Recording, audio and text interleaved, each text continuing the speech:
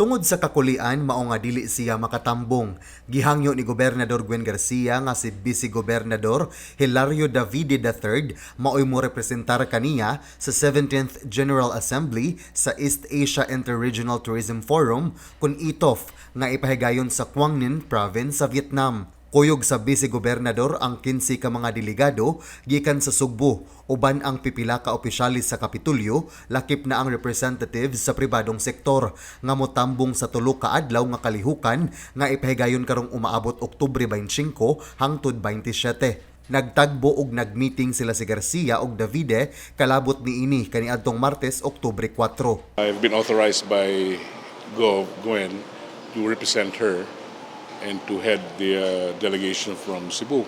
And Gwen already gave instructions to me to hold bilateral talks with Guangdong province of Korea, Jilin province of China, and Tottori, Japan.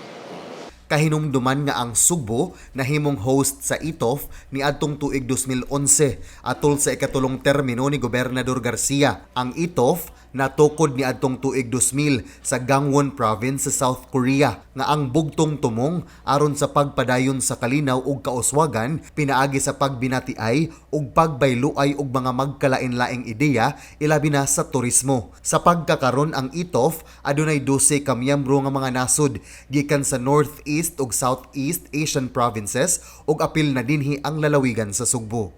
John Granada, Balita sa Sugbo.